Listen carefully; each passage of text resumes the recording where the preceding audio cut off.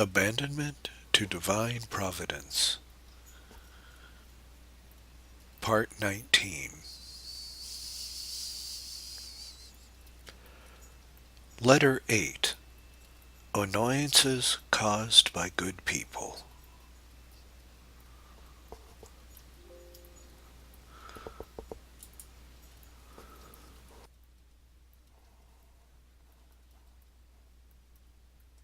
To the same person. On annoyances caused by good people. First, the annoyances you have experienced must have been all the more painful as coming from people from whom you would least expect them. But be assured that you will have gained great merit for heaven by them. Men's ideas are so different.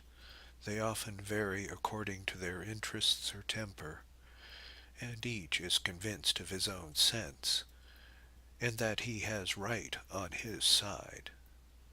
O men, men, to what have we come? What an abyss of humiliation for the whole human race. It is a good thing to have arrived at the bottom of this abyss, for it will be more easy to place all one's confidence in God. The mind, enlightened by faith, disposes the heart to submit to the decrees of divine providence, who permits good people to make each other suffer to detach them from each other. On occasions such as these we can only resign ourselves and abandon ourselves to God, who will support us. These dispositions will enable us to turn a deaf ear to argument that might tend to disturb us.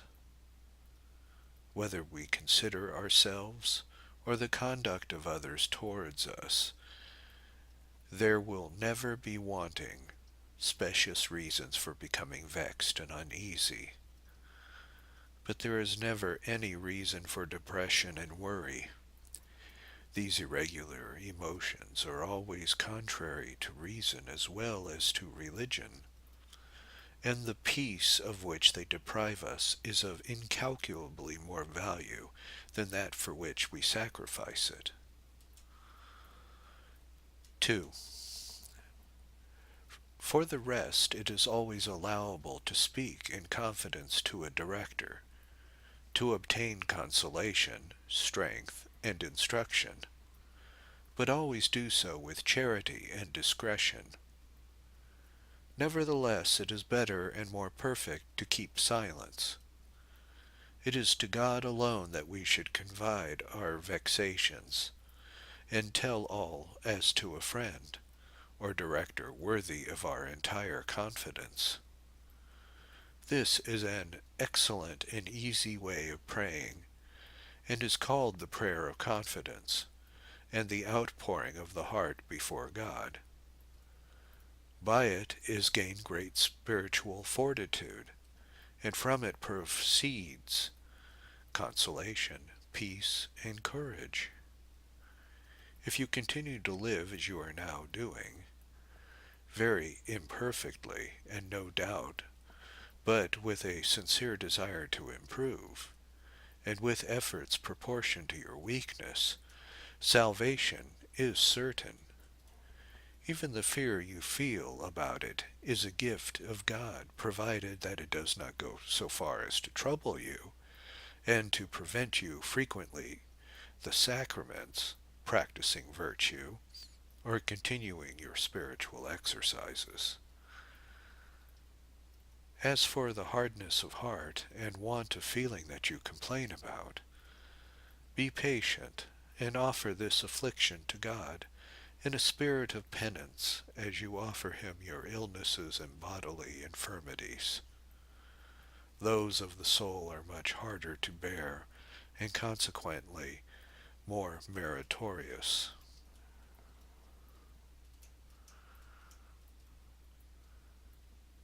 Letter 9. How to bear these trials. To the same sister.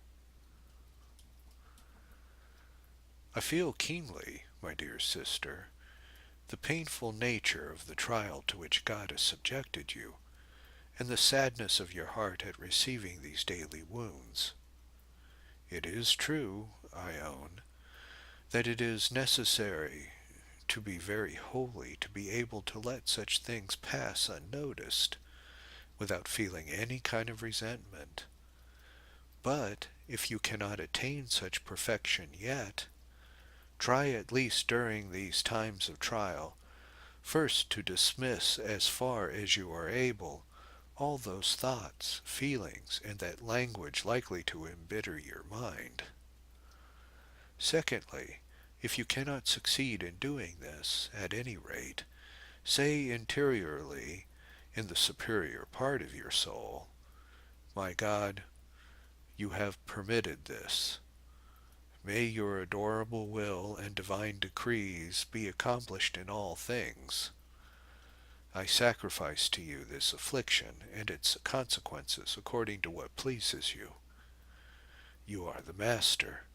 May you be blessed by all and in all things. Then add, I forgive, Lord, from the bottom of my heart for the love of you, the persons who cause my sufferings, and to show the sincerity of my feelings about them, I ask for them all sorts of graces and blessings, and every happiness. When the heart is inclined to resist, say, My God, you see my misery, but at least I desire to have all these feelings, and I beg this grace of you. Having done this, think no more about it. And if uncharitable feelings still molest you, be resigned to endure this torment in the conformity to the divine will which permits it, contenting yourselves with renewing the offering of the higher part of the soul. This is one of the ways by which we can share the chalice of Jesus Christ, our good Master.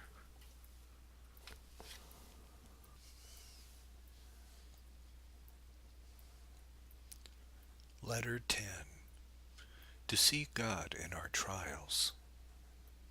To the same sister, on seeing God in our trials. I am surprised, my dear sister, that with the help of the rules I have so often given you, you are not yet able to recognize the hand of God in the misunderstandings that arise among people with the best intentions.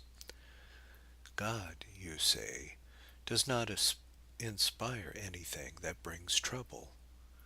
That, in one sense, is true, but it is also not true that God has permitted, and he often permits his servants to be given to mistakes and illusions which are intended to try them, to exercise them, and in this way to sanctify them by the trouble they cause each other. We see hundreds of examples of this in the lives of the saints, and again quite recently in the lives of Saint Francis Regis and the Venerable Sister Marguerite Marie Aloquet. Try to judge, not by human judgment, weak, narrow, and blind as it is, but by divine judgment, which alone is upright, sure, and infallible. In this way you will improve, and will not have peace of mind and heart disturbed. Letter 11. To seek God's help alone. To the same sister, on the deprivation of human assistance. You think yourself greatly to be pitied, my dear sister, because God has deprived you of the help that up to now he has contrived for you. You are indeed to be pitied, but only on account of your want of resignation to the arrangements of divine providence. Is it not deplorable that a soul chosen by God, and which he had taken into his service, and overwhelmed with graces, instead of being contented with him, ardently sighs after the little help it receives from fellow creatures. These helps are all very well if God allows them, but when he takes them away, how much better would it be to rely on him alone? With what joy a soul is truly loved him, and would repeat over and over again, "My God, you are my all. Lord, I have only you, but you are enough for me, and I desire nothing but what you give me." The mighty hand of God will then take the place of a weak and worthless reed in regard to this soul. With this certainty, how can you possibly consider yourself unhappy and abandoned? That which terrifies you, that in future you can have no advice until too late. For my part, I must say that, after so much advice and so many letters from the most enlightened directors, you ought to be able to advise others. Perhaps, even though in certain circumstances you should have a serious doubt, is that any reason to despair? Raise your heart to God, and he will not refuse to guide you when all other guidance is taken away from you, and then choose unhesitatingly what you believe, in good faith, to be the most suitable, the most useful to souls, and the most in conformity with the will of God. Whatever may be the result, you must believe that you have acted rightly, because under the present circumstances you could not have done better. Do you really think that God demands impossibilities? No. God, who is infinitely good, loves straightforwardness and simplicity, and is satisfied when we have done all in our power after asking with confidence for his divine light. You tell me that in your isolated condition you can see nothing that is not a subject of trouble and affliction. Oh, what a grace this is! It should have produced, or will necessarily produce in you, a complete detachment from all created things. Does not God give such a grace only to those souls? And the most in conformity with the will of God. Whatever may be the result, you must believe that you have acted rightly, because under circumstances you could not have done better. Do you really think that God demands impossibilities? No. God, who is infinitely good, loves straightforwardness and simplicity, and is satisfied when he has done all in our power after having asked with the confidence of his divine light. You tell me in your isolated condition you could see nothing that is not a subject of trouble and affliction. Oh, what a grace this is! It should have produced, or will necessarily produce in you, a complete detachment from all created things. Does not God give such a grace only to those souls he most loves? Oh, daughter of little faith, but daughter beloved of God, complain after this if you dare. Only God, you say again, can know all that I suffer. If you are not exaggerating, I congratulate you with all my heart. It was thus the Blessed Mother Saint Teresa spoke during her great spiritual difficulties. It is a good sign to find life sad and bitter. Death is terrifying because of the judgment that follows. But unless this terror causes disquiet, It comes from the Holy Spirit. I fear much for anyone who does not feel this salutary dread. Letter 12. God Alone. To the same sister, on the absence of a director. My dear sister, I am neither angry nor surprised at what you feel about the departure of your director. If, instead of allowing yourself to be cast down by this feeling, you could master it, it would be the occasion of the most meritorious acts of abandonment to God. Thus you would gradually become detached from creatures and unite yourself to Him, who alone is your sovereign good.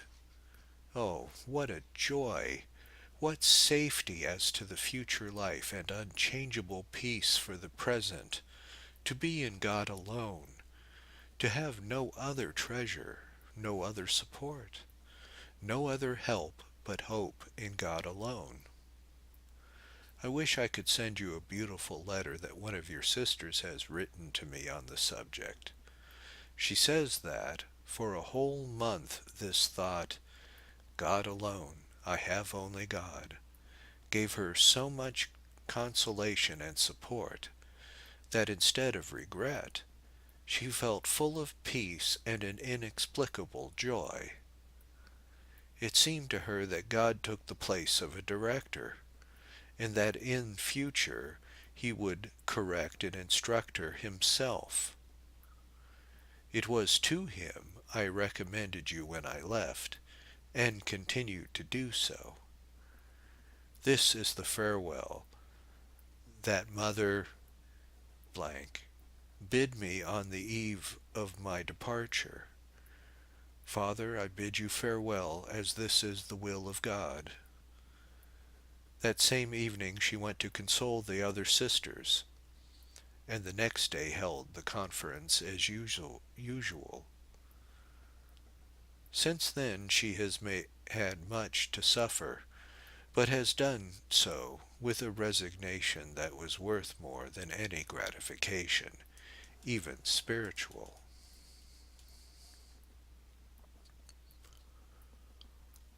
Letter 13. Reliance on God alone. To the same sister. I acknowledge that a visible guide endowed with all the requisite qualities for so difficult a position is a grace of God, and a powerful help to the soul. But if divine providence should refuse us this assistance, or should take it away from us, if we could say with our whole heart, My God, I have only you. You are all that I desire. What we should obtain by doing so would be worth all that we could obtain by means of a director. It is an undoubted fact that God often deprives us of all outside help in order that we may give him our sole confidence. Oh, if we could but give it entirely to him without sharing an atom of it with anyone, whoever it might be, how well repaid we should find ourselves. For the want of any help from creatures, we should experience a great liberty of spirit. If, however, you have had such contrary feelings, it is because you are still very far from having that purity of love which makes us seek God for himself.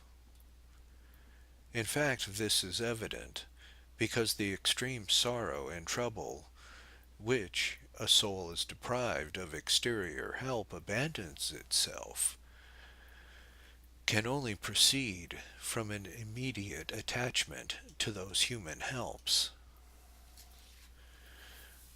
This attachment excites the jealousy of God, particularly if souls that have been favored behave in this way, as he desires all their confidence and affection.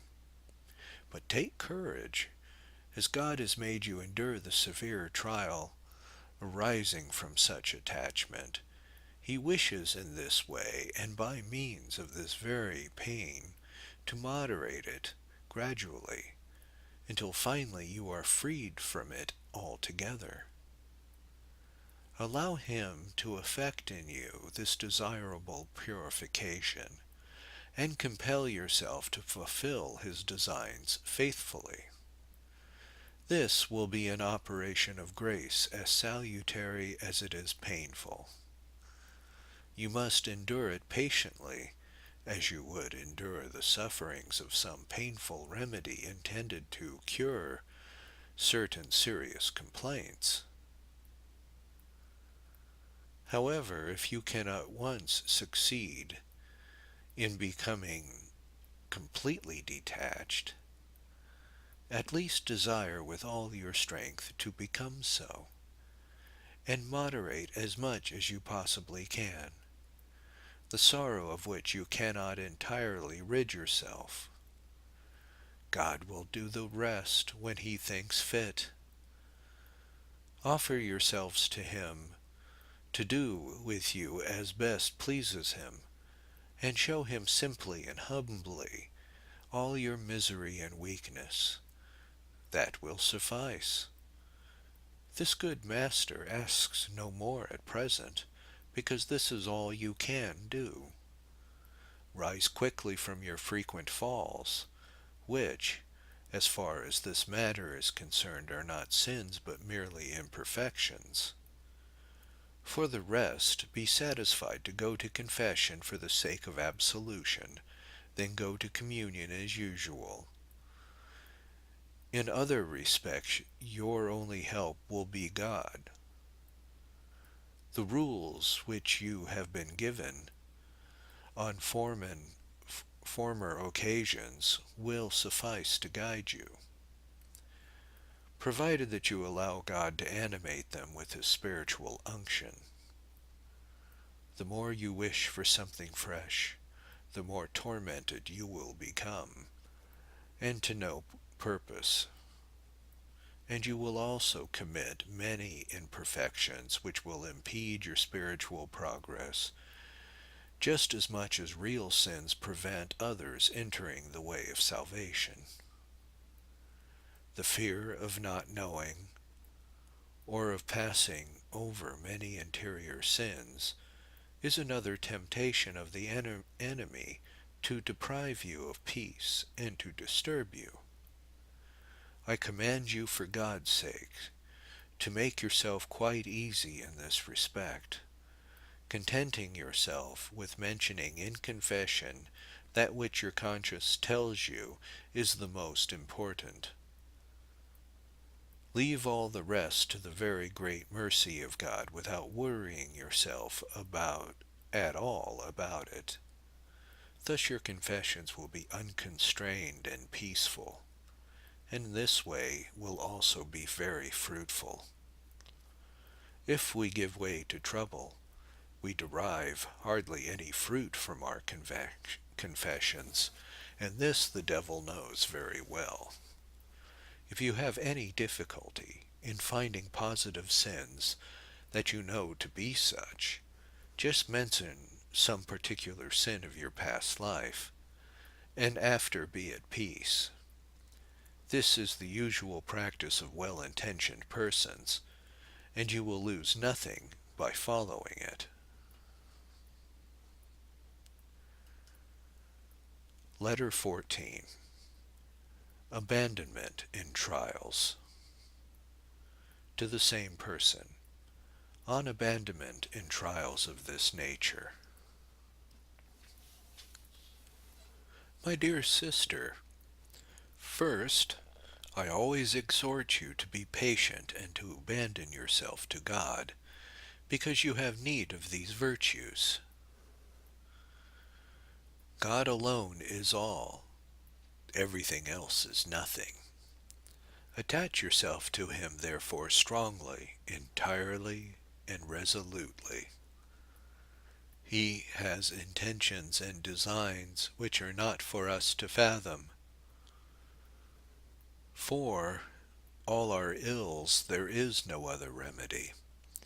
For all our sufferings no other consolation than submission and complete abandonment. This is the most certain way of amassing a fortune for eternity, and of gaining that true life which will never end. Second, look upon your ills and infirmities as a very advantageous exchange for purgatory, where you would have to suffer much more severely in the next life if you did not pay your debts while here on earth.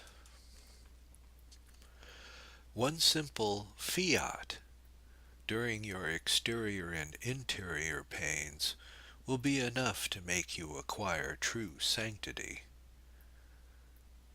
Remind yourself of what St. Francis de Sales said to one of his penitents. My daughter, repeat often during the day, yes, my heavenly Father, yes, and always yes. It is a very short and easy practice. Nothing further is required to attain perfection. We need not go far to attain it, since we can easily do so without seeking it outside our own souls. Third, I am much edified by your holy reflections about the very small amount of consolation you find in creatures.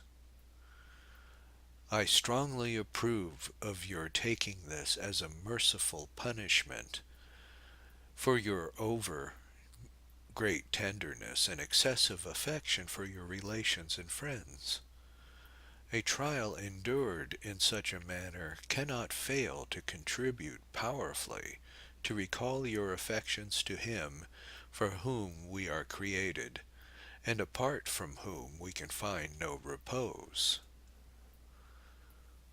Fourth, but I perceive that now, as formerly, the most afflicting trial you have to endure is the deprivation of all outward help for your soul. I have often told you, and I repeat again, that although it is true that this help is a grace from God, yet I maintain that, with regard to some people and certain characters, the withdrawal of this support is in the end a still greater grace, and a most efficacious means of sanctification. Listen to me without interruption. When God honors a soul by being jealous of its love, the greatest favor He can confer upon it is to gradually deprive it of everything that could turn its love away from Him, because never would it have sufficient courage and strength to detach itself. Now, God has seen that for a long time past. After having become detached from other creatures, you still kept an attachment for and a confidence in your spiritual guide. This attachment was in no way wrong, most certainly, but it was the same sort of feeling that the apostles had for their divine Master before his resurrection. This jealous God, who aims at being loved purely and solely for himself, cannot endure this sort of division, and therefore he has taken away from you the one who shared with him the affection of your heart. This is truly your heaviest cross, because by it you have been attacked in that most sensitive spot, your heart, which formerly discovered so many ingenious pretexts to render its sorrow justifiable. I can hear you say to yourself that you do not regret this deprivation on account of the consolation of which it has robbed you, but because of the assistance it has given you for your spiritual progress, and which is now taken from you. A mistake, an illusion of self-love. One fiat, uttered in this sort of privation, gains more merit in the sight of God than could be acquired by the most beautiful, the most worthy, the most consoling direction in the world. But, say you, if one were guided by a connected course of advice, one would not commit so many faults. I answer that these faults are less pleasing to God than the smallest little attachment, however pure and innocent it may seem, and really be fundamentally. Therefore I cannot sufficiently admire the goodness of God, who for many years past has led you by this sort of privation to break off in you all, even the least attachment.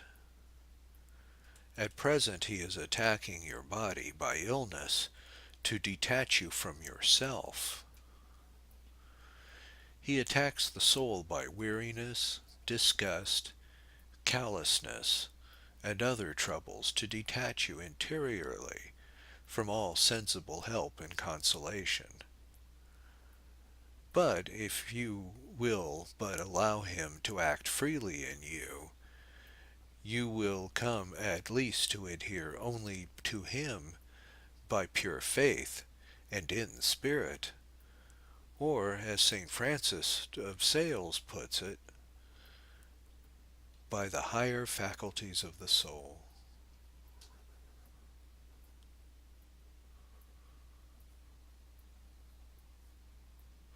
Let this God of all goodness act then, for he desires all your confidence.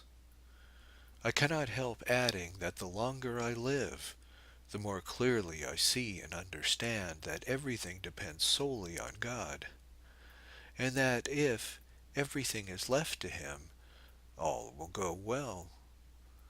No sooner do I make the sacrifice of everything to him that all goes perfectly.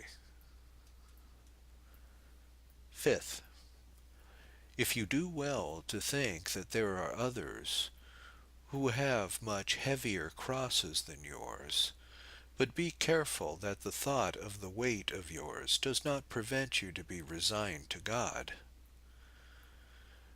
We might very likely be deprived of a sensible and consoling submission, but that which comes from pure faith, and is simply spiritual, can never be wanting to us.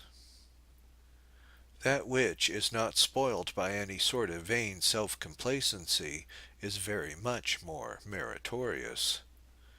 This is why God gives only this last sort of submission to most people, leaving the soul groaning and humbled under the weight of its afflictions. God's gifts are according to our requirements. He bestows especial graces to enable us to bear extraordinary troubles. But we cannot help patience makes bearable.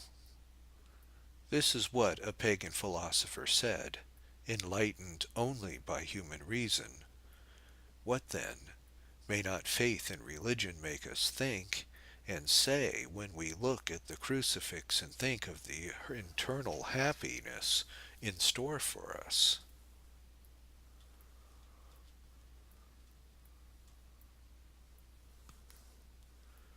Letter 15. The use of afflictions. On the usefulness of those afflictions. My dear sister, when I consider the infinite value of your present trials, I dare not wish them to cease. What I do wish is that you would keep yourself in a perpetual state of sacrifice and abandonment, or at least to tend that way, and to desire and implore it incessantly of God. With this disposition, by making good use of crosses and afflictions, you will advance your eternal interests much more rapidly than you would by consolations and success. In a short time everything will have an end for us, and we shall have a boundless eternity in which to rejoice and to return thanks. This thought should completely console us for all our pains, both interior and exterior, for these will procure us the joys of paradise. Let us remember that we have but little time to attain to this infinite happiness. Let us try to render ourselves worthy of it, at no matter what cost. To continue, my dear sister, I have already pointed out the fruit obtained by your soul in the great trial through which God has made you pass. In spite of the violent tempests it raised in your soul, I have no doubt that it greatly contributed to your spiritual progress. You learnt by it how to remain interiorly crucified, to be wearied of everything earthly, and to make many painful and frequent sacrifices to God, to overcome yourself in so many ways, to be patient and submissive, and to abandon yourself to God. But how, you will ask, has all this been done? It has been done by means of troubles, reverses, and feelings of utter repugnance, by the higher faculties of the soul, and often without your knowledge, and without your being able to understand how you had this submission which you possessed without being aware of it. At other times you were persuaded that you did not possess it, and hardly desired to have it, while all the time there it was at the bottom of your heart. Oh, how admirable are the ways of God! If you had known, as I did, the depths of your soul, you might, perchance, have spoilt it by all the secret reflections and vain complacency. Let God do his work. It is through our ignorance, blindness, and obscurity that he can act as he pleases, without having his work spoilt by us. We acknowledge this even by the humiliation when we believe that all is going wrong, that all is lost. But it ought to suffice for you to know that I see clearly enough the progress you have made to reassure you, to answer for you, and to encourage you. Oh, how I wish that you could have more confidence in God, the more complete abandonment to his all-wise and divine providence, which arranges even the smallest event in our lives. He turns them all to the advantage of those who confide themselves to him, and who abandon themselves unreservedly to his fatherly care. What peace does not this confidence and entire abandonment produce in the soul? And from what uneasy and vexatious cares without end does it not deliver us? But as we cannot attain this all at once, but gradually and by imperceptible degrees, we must aspire after it without ceasing, ask it of God, and make frequent act of it. Occasions for doing so will not be wanting. Let us avail ourselves of them, and repeat constantly, "Yes, my God, since it is your will, and you permit it to be thus, I will also will it for love of you. Help and strengthen me." All this quietly, without effort, with the higher powers of your soul, and in spite of interior repugnance, which you need take no notice, except to bear it patiently, and so make a sacrifice of it. Let us even wish to make these acts in the middle of these repugnances and revolts, since God wills or permits it thus to happen. If we should fail in this respect, let us act as we should after any other fault. Try to regain what we have lost by interior humility, but a humility that is sweet and tranquil, without self-contempt or annoyance with ourselves or others. I repeat, without despondency or voluntary vexation, for the first involuntary movements do not depend upon ourselves, and provide that we do not give our consent to them, they will make us exercise more meritoriously the virtues of patience, meekness, and humility. In this miserable exile we find everywhere continual and unavoidable dangers, and there is no way of safeguarding oneself than to take quietly, and without over-eagerness, those precautions that prudence suggests, and then to trust everything to divine providence. Throw yourself into the arms of God and remain there peacefully and without care, like a little child in the arms of a good and loving mother.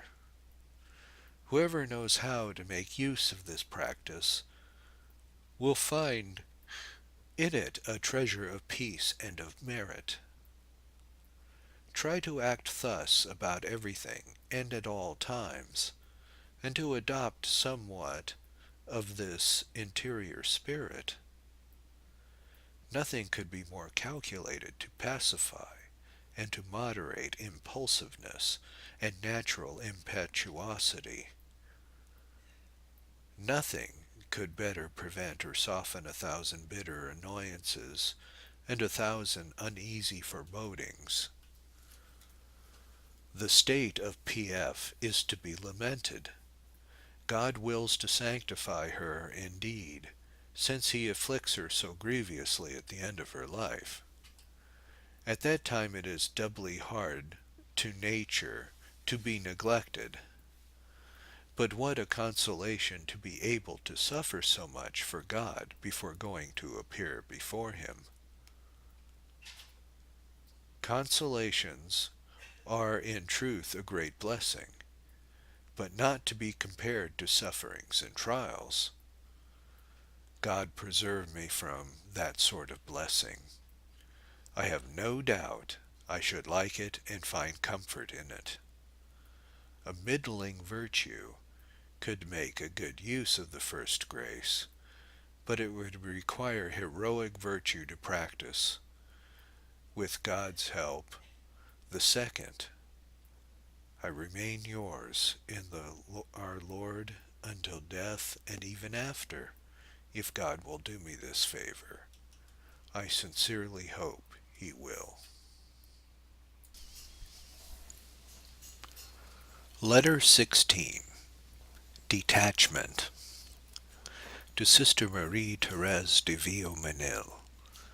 Bitterness mingled with pleasure to detach the soul. First, I am not surprised, my dear sister, at the trouble which the grievous trial to which our Lord has subjected you has caused. This sort of events affect us all the more keenly, in that they wound us in our most intimate affections. But if I am not surprised at this involuntary trouble, at the same time I urge you to supersede it in your heart by an entire resignation to the will of God. How great will be the treasures of grace, of merit, and of peace, which such an act will bring to you. It is on this account that I have so constantly inculcated the virtue of perfect abandonment, and still preach it incessantly, wishing you to become as tranquil and as happy as I wish you to be holy. You have not yet attained to this, but with God's help you will. Second, God allows my sick relation to remain in the same state, to prove and to convert the whole family. If they avail themselves of this opportunity, as I have every reason to believe they will, I shall bless God from the bottom of my heart for this happy occurrence, which is worth more than all the fortunes in the world.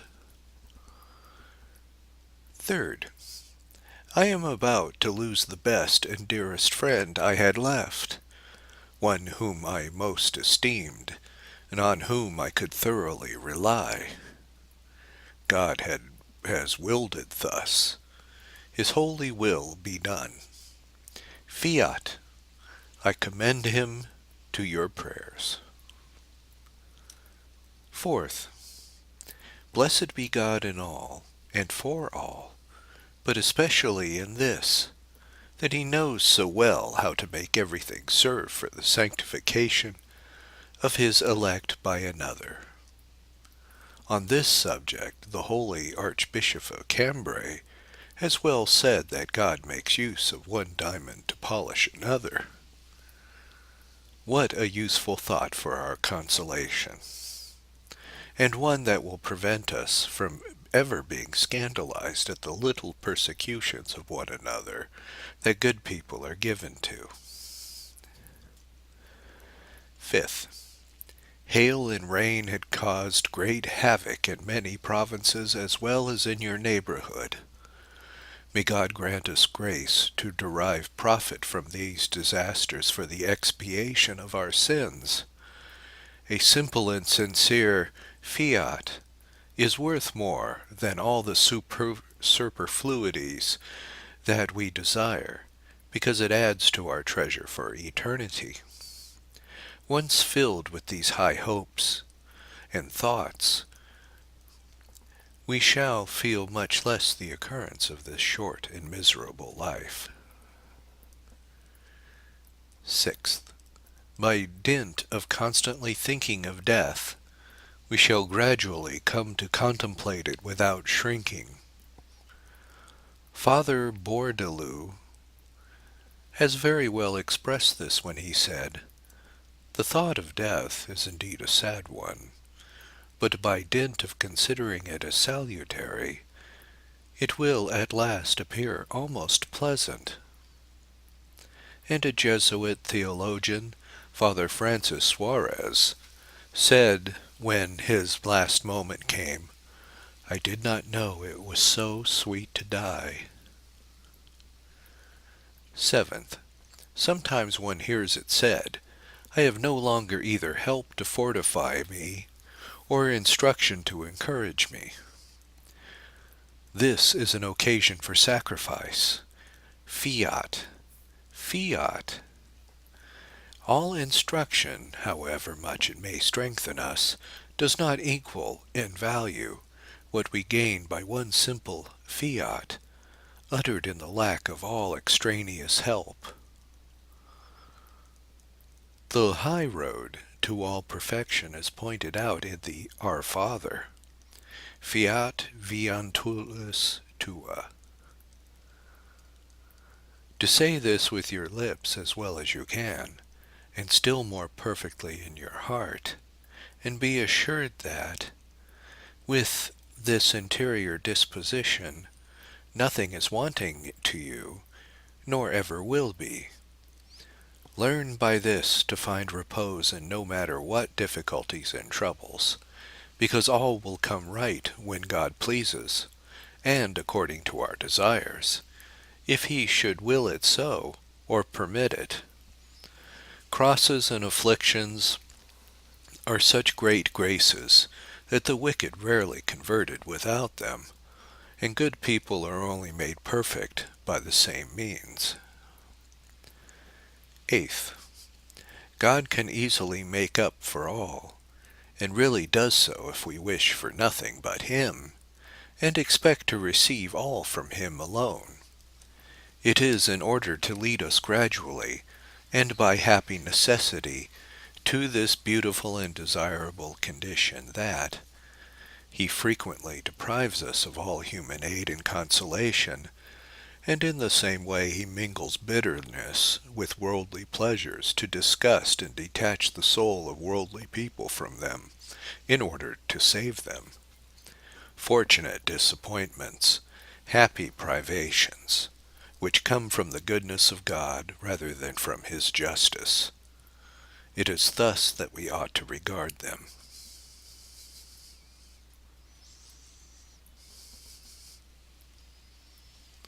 Letter 17.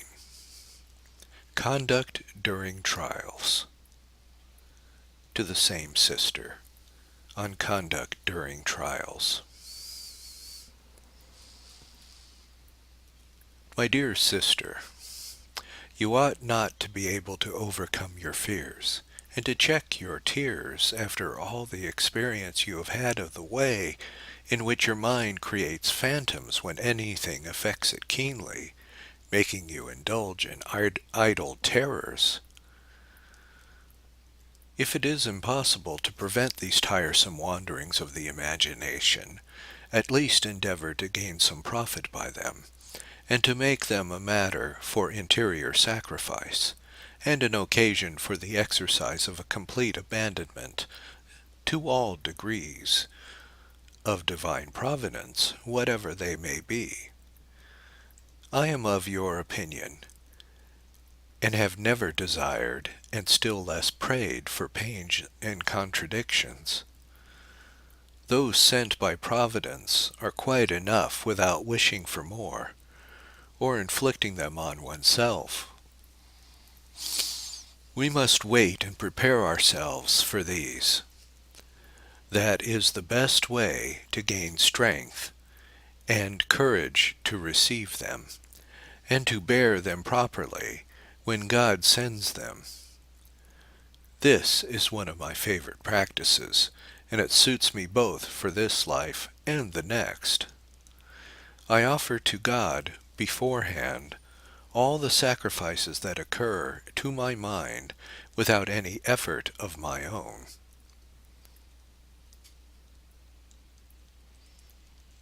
It is to enable us to acquire the merit of this offering that God tries us by these ideas, and those fears of future evil that He does not intend to send us. When, on the other hand, He sends us consolations, whether spiritual or temporal, we ought to accept them simply, with gratitude and thanksgiving, but without clinging to them, or making too much pleasure in them, because all joy that is not in God only serves to feed our self-love. Your solitude in the absence of the person on whom you could most rely, in spite of her having been very tiresome, cannot fail to be very good for you. How many acts of resignation will you not have made in your illness and weakness? How often will you not have raised your heart to God? How many holy affections and good resolutions will you not have made? You will be saved by the good will which God sees in your heart. Each of us has a particular path to follow according to this light. Try to make use of your present circumstances and of your sadness, to place your whole confidence in God, both for time and eternity. The present calamities of which you paint so sad a picture will, if only for the sake of your own peace, place you under the necessity of making incessantly very meritorious sacrifices to God. Public misfortunes are great, but the part you take about them is great also. The lives of sinful men, and that we all are, ought to be passed entirely in works of penance and mortification. And God shows his mercy by giving us this remedy with his own hand. The chalice is bitter, it is true, but how infinitely more bitter would be the pains of hell, or of purgatory. And since we must drink this chalice whether we like it or not, let us, as the proverb says, make a virtue of necessity. In this way all our difficulties will be smoothed away. As you say, interior sufferings are much harder to bear, and they are also more meritorious and purifying. And after having been made to endure these purifications and detachments, everything else seems easy. Then it will be much more easy to give oneself up to a perfect abandonment and a filial confidence in God through Jesus Christ. The reflections you make on this subject are reasonable and true, but too human.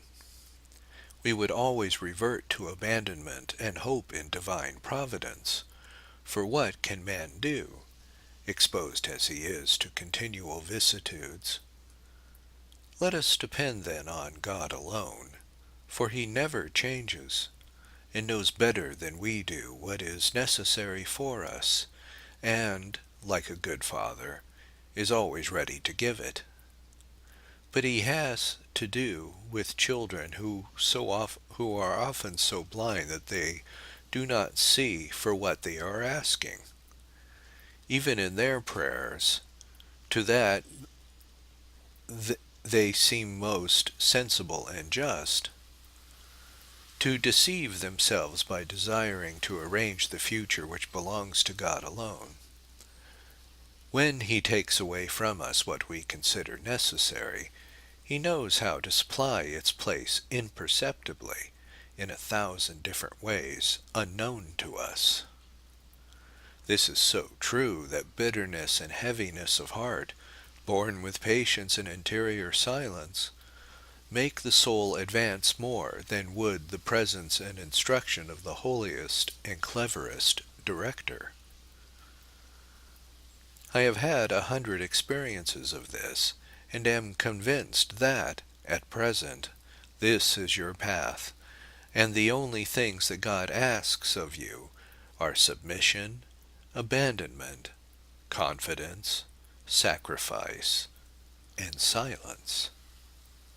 Practice these virtues as well as you can, without too violent efforts.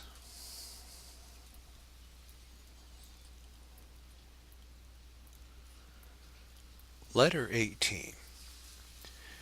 The will of God to be preferred. To the same sister. Believe me, my dear sister, and put an end to all your fears and entrust all to divine providence, who make use of hidden but infallible means of bringing everything to serve his ends. Whatever men may say or do, they can only act by God's will or permission, and everything they do he makes serve for the accomplishment of his merciful designs. He is able to attain his purposes by means apparently most contrary, as to refresh his servants in the midst of a fiery furnace, or to make them walk on the waters. He shall experience more sensibly his fatherly protection of providence, if we abandon ourselves to him with filial confidence. Quite recently, I have had experience of this. Therefore I have prayed to God with greater fervor than ever to grant me the grace never known to have my own will, which is always blind and often dangerous, but always that his, which is just, holy, loving, and beneficent, may be accomplished. Ah, if you only knew what a pleasure it is to find no peace or contentment except in accomplishing the will of God, which is as good as it is powerful, you would not be able to desire anything else. Never look upon any pain, no matter what kind, as a sign of being far from God, because crosses and sufferings are, on the contrary, effects of his goodness and love. But, say you, what will become of me if? This is indeed a temptation of the enemy. Why should you be so ingenious in tormenting yourself beforehand about something which perhaps will never happen? Sufficient for the day is the evil thereof. Uneasy forebodings do us much harm. Why do you so readily give way to them? We make our own troubles, and what do we gain by it? But lose, instead, so much both for time and eternity. When we are obsessed, in spite of ourselves, by these worrying revisions, let us be faithful in making a continual sacrifice of them to the Sovereign Master. I conjure you to do this, as in this way you will induce God to deal favorably with you and to help you in every way. You will acquire a treasure of virtue and merit for heaven, and a submission and abandonment which will enable you to make more progress in the ways of God than any other practice of piety. It is, possibly, with this view that God permits all these troublesome and trying imaginations. Profit by them, then, and God will bless you. By your submission to his good pleasure, you will make greater progress than you could by hearing beautiful sermons or reading pious books. If you only understand this great truth thoroughly, you would enjoy great peace of mind, and advance rapidly in the ways of God. Without this submission to his good pleasure, no spirituality counts for much. As long as people restrict themselves to exterior practices, they can have but a very thin veneer of true and solid piety, which consists essentially, and in reality, in willing in everything what God wills, and in the matter in which he wills it. When you have attained this, the Spirit of God will reign absolutely in your heart, and will supply for all else, and will never fail you in your need if you call with humble confidence for his help. This is of faith, but it is known to a few souls who are otherwise pious. Thus, for the want of this disposition, we see them kept back and obstructed in the ways of God. What a pitiful blindness! All the business and complicated affairs in which we are immersed in God's will, and by his decrees of his divine providence, are equal to the most delightful contemplation, if one says from the bottom of one's heart, "My God, this is your will, and, therefore, also mine." Although this is said only in the higher part of the soul, without the will seeming to take any share in it, still the sacrifice is no less agreeable to God, and meritorious for oneself. Keep with a firm determination to this practice, and you will soon experience its excellent results. And if you could also combine with it a certain peace and quietness of mind, towards others and towards yourself without ever showing signs of annoyance, worry, or vexation, what great and meritorious sacrifices will you have made? At least humble yourself gently after all your faults, and after to God with confidence as if nothing had happened. As the spiritual combat teaches, we can never enjoy happiness or peace in this miserable world except in proportion as we blindly submit to the decrees of divine providence. I shall continue to speak to you about it untiringly.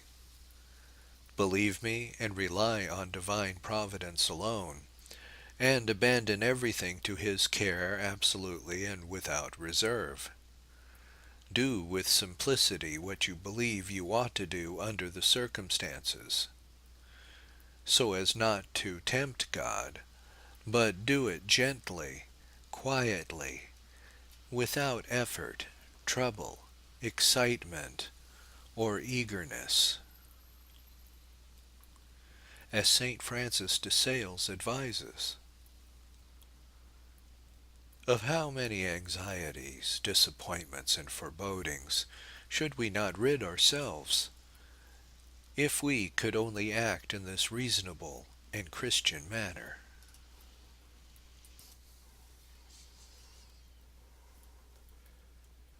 Letter 19. The Happiness of Resignation. On the happiness of souls that abandon themselves to God in their afflictions. It does astonish me, my dear sister, that you find it difficult to understand the ways of divine providence. Neither do I understand them any better than you, but what I know, and what you know as well as I, is that God arranges and disposes of all things as he pleases, and makes use of them, whom he will carry out his designs at the time and moment he has decided upon. Let us learn, then, to resign ourselves in all and everything, with submission and confidence in him who can do all things, and who disposes of all things according to his own plans. If we could only attain to this state of holy submission, we should wait patiently for things to happen at the appointed time, instead of at the time that, in our impatience, we expect them. Abandonment to God's holy providence binds him, in a way, to find a remedy for everything, and to provide for and console us in all our needs. Remind yourself of this great saying, everything passes away, God alone remains. Abandon yourself and all who are dear to you, therefore, to his loving care. In public disasters, as in all others, we should, by our confidence, glorify his infinite goodness, and then we shall be able to say with David, we have rejoiced for the days in which thou hast humbled us, for the years in which we have seen evils. Suffering patiently endured is the lot and seal of the elect. Let us say also with the same prophet, I was dumb, and I opened not my mouth, because thou hast done it. There is no greater consolation in our trials than a lively faith in the goodness of him who sends them, an expectation of that eternal happiness these trials have merited us. Remembrance of our sins, that they help us to expiate, and the contemplation of the sufferings that Jesus Christ underwent for love of us. Impatience would only serve to aggravate the evil, while patience has the great power of lightening them. God has different chastisements for each country, and these are like so many different rods with which he threatens to punish us, but always with a fatherly love. Since he only threatens to punish us in this world, in order that to be able to save us with greater certainty. May he be blessed forever.